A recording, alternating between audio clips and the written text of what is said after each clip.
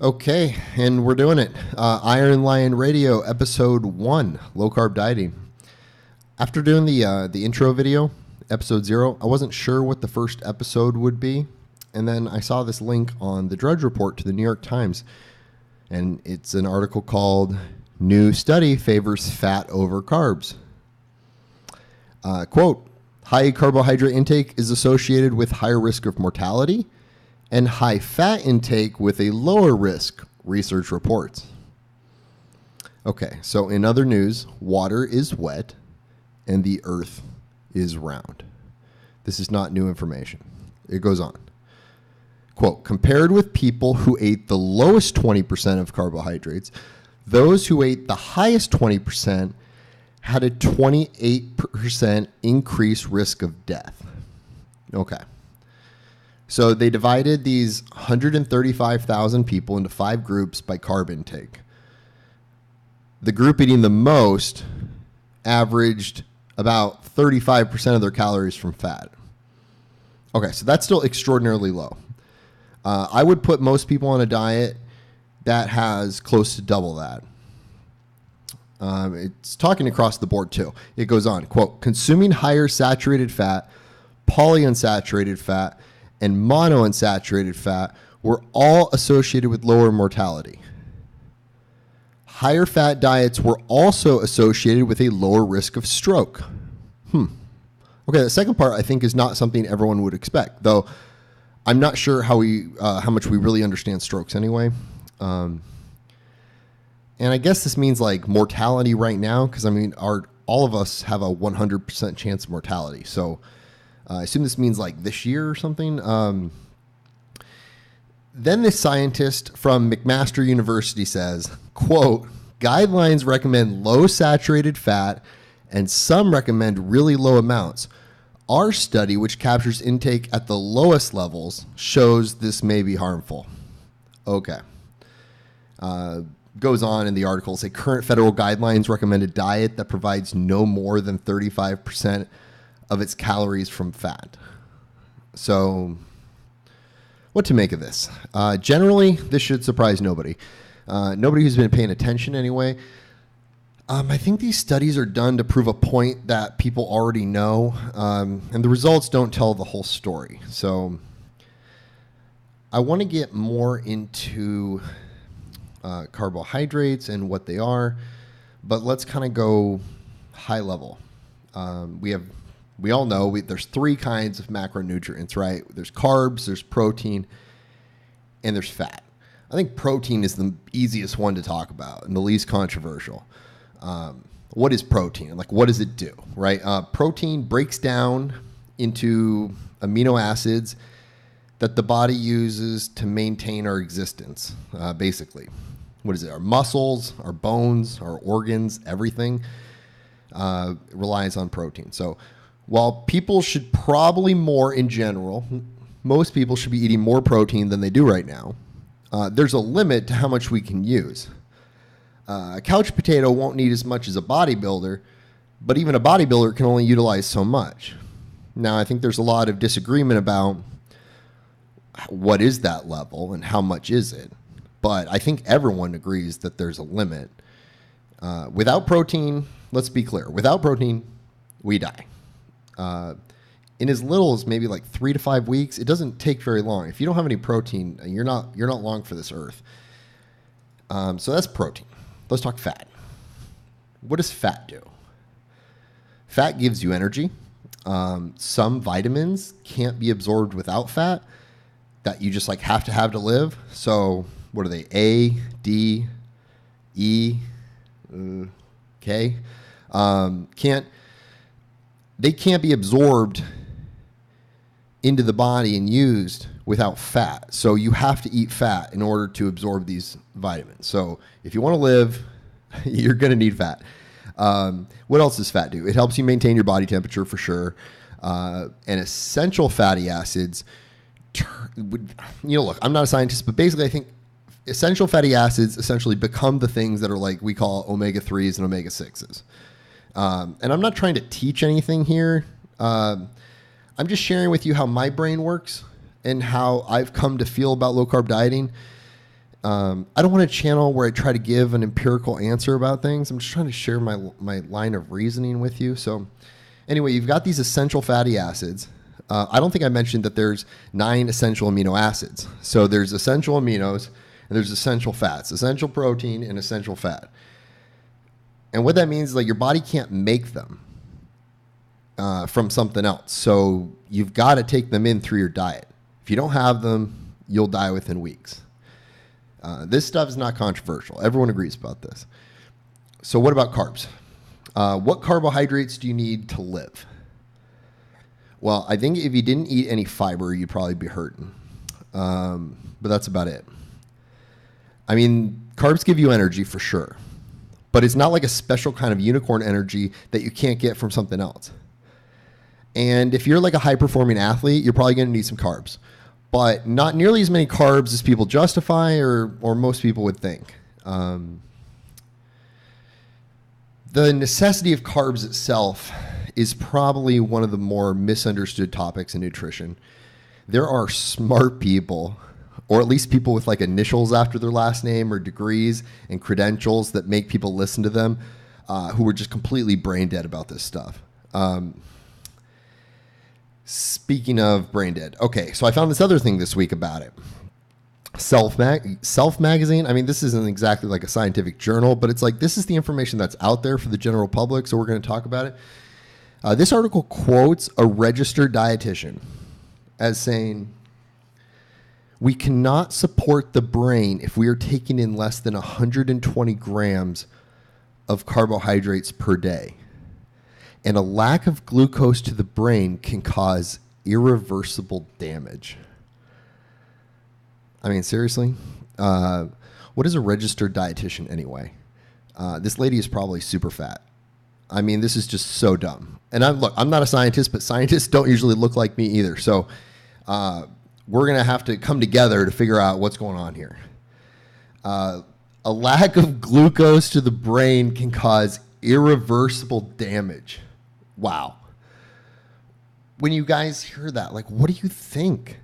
I mean, have you ever done a ketogenic diet for even like a few days? It's like putting your brain on a cheat code. The mind is super sharp on low carbs. So I don't think that if I knew nothing else, I would say this is complete garbage, because your brain is not going to have this super level of performance on low carbs because it's dying. So I'm just not buying that at all. When you're eating low carbs, your brain is running off ketones, which is, something that comes in your blood. When you start eating low carbs, you produce ketones.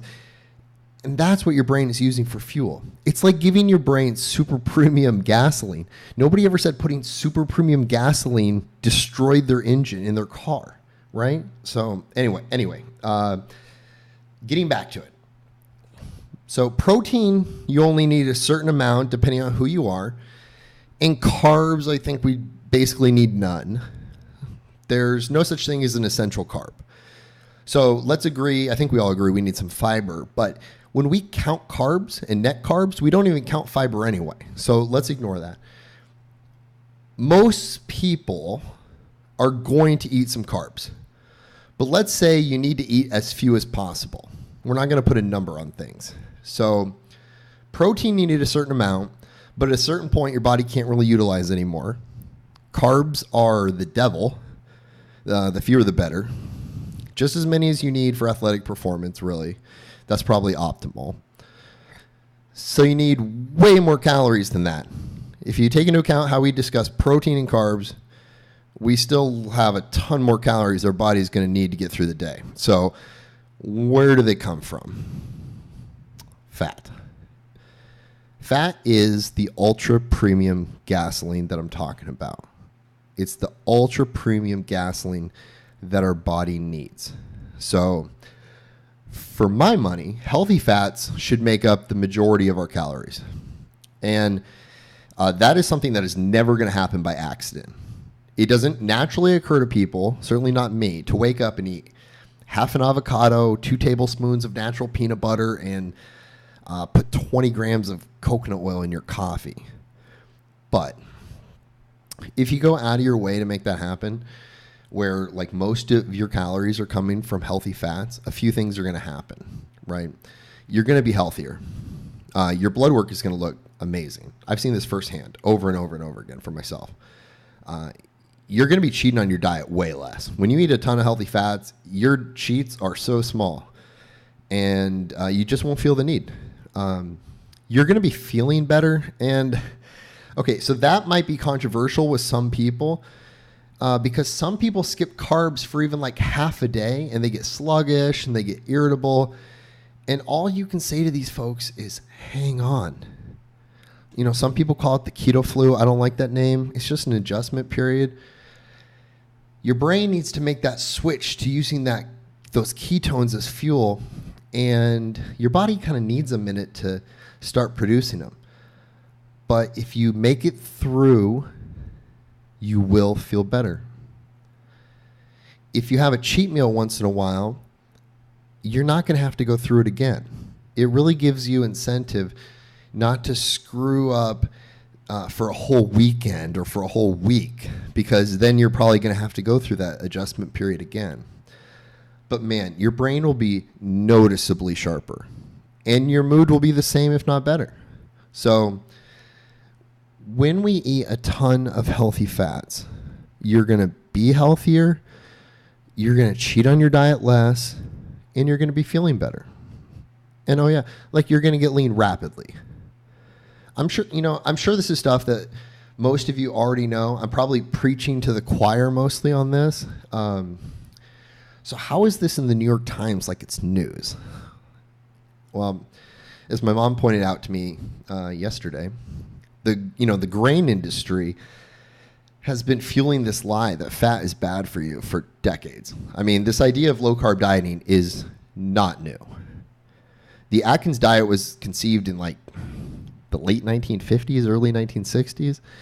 I really became enlightened myself to low-carb dieting quite a while ago, around maybe 2003. It was right when I was getting out of college. And the South Beach Diet book came out.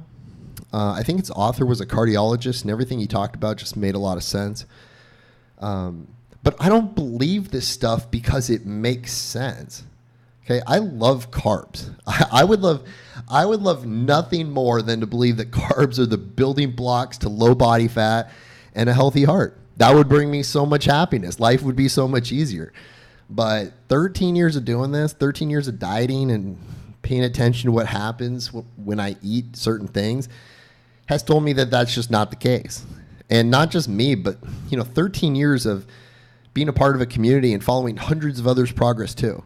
Out of like the thousands of people I've interacted with in the fitness community, I've never heard one person tell me low carb dieting didn't result in significant fat loss for them. People can say they eat carbs and still lose weight. People can say they couldn't stick to a low carb diet, but nobody says it didn't work. Everyone knows it works. Now, plenty of people can get lean while consuming a decent amount of carbs, especially bodybuilders. There's guys eating 300 grams of carbs a day through their whole contest prep, and they get into totally peak condition. But I'm not talking about what works for some people. I'm talking about what works for everybody, and that's low-carb dieting or ketogenic dieting. So people try to, and those two names, low-carb and ketogenic, people try to draw lines between the two names and concepts, but I think we're on the same team. They just have some personal differences. There's really two camps out there that make the most noise. You've got the low carb camp and then the if it fits your macros camp. So obviously I am camp low carbs. But let me talk to you about the other side, Camp Santa Claus. Basically, if it fits your macros, if you haven't looked into it, is a dieting technique where you get a certain amount of carbs, protein, and fat per day. And if you stick to that, supposedly, you'll lose body fat. And look, I know there's more in-depth explanations of this, but I think it's fair to say that those are the basic ground rules. Their fundamentals are what? A carb is a carb, a calorie is a calorie, and you'll see them, a typical, if it fits your macros dieter, you'll see them squeezing like Reese's peanut butter cups or like Trick cereal into their diet. A couple things though. There isn't a universal set of macros. So how do you get your macros? Oh, that's what you pay If It Fits Your Macro coaches for. Oh, weird. You need to spend money to have someone tell you what your macros should be. And look, a solid macro breakdown is available for $19.99. Okay, I think there's a financial incentive to that side of the industry. But, in fairness, a solid macro breakdown it's very level one, but it'll also work for a while. And then at a certain point, it's going to stop working. And then what do they do? What are these If It Fits Your Macro coaches, what are they going to do? They're going to lower your carbs. And so they're right back to showing that it's low-carb dieting that works. So, if there was an idea that if only you know the magic numbers, because it's all math. And of course, this isn't true. But If It Fits Your Macros gurus are out there telling you there's like essentially a secret math formula that your body has. And the If It Fits Your Macros crew is like crack the code. So what's more of like a high level view of these two camps, right? My camp, the low carb camp, and then the Camp Santa Claus, or the If It Fits Your Macros camp. I'd say that If It Fits Your Macros camp thinks of the body as a math formula that they can solve, and the low carb camp believes the body is a chemistry experiment that they're going to monitor. Okay, so you probably heard enough about low carb dieting from me. That's kind of the end of my notes. I want to do something I like and something I hate each week. So something I like. So something I really like, which is Mr. Olympia. This is the biggest week of the year for bodybuilding coming up. This is Mr. Olympia week. I love bodybuilding, and it's our Super Bowl of the sport. So what do I love about it? I love how difficult it is to be Mr. Olympia. The show has been around since 1965, and there have been 13 winners of the show. So what is that, 52 years, and there's been 13 winners? That's crazy. These are not normal guys. These are like once in a generation freaks. Lee Haney won it 8 times. Then Dorian Yates won it 6 times. And then Ronnie Coleman won it 8 times. So in 22 years, that's 3 dudes. In sports, they complain in sports about how performance-enhancing drugs lead to an uneven playing field. And performance-enhancing drugs in sports is definitely something we're going to talk about on this channel. But in the sport of bodybuilding, which is accused at times of being chemical warfare, that's where the real uneven playing field is. Genetics. Some people are just not the same as the rest of us. Ronnie Coleman, Jay Cutler, and even like the current champ Phil Heath, these guys are not like us. So I love the Mr. Olympia show because it's the showcase of freaks and the just absolute freak talent that's around the world. Freaky gifted genetics combined with a psychotically focused mindset is super rare. So rare that we don't see a lot of turnover with the championship, or the Sandow Trophy as they call it. But it eventually happens. And if this is the year that it goes to someone new, maybe Big Ramy, the Egyptian freak, it'll be a very big deal. So I'll be keeping an eye on that for sure. I think Amazon is actually going to have a live stream, so that'll be awesome. Okay, so something I hate. Well, I kind of hit those if it's your macro, folks, a little bit hard. So I think we'll skip to something I hate and focus on the positive, or at least salvage some positivity from the show. So, okay, so each week I also want to give you something I want you to check out, some information, a video, something like that. Well, as I mentioned earlier about the South Beach Diet book, so it came out 15 years ago maybe. And to this day, it's the best simple explanation for low-carb dieting that I've ever heard, and how the science works in the body.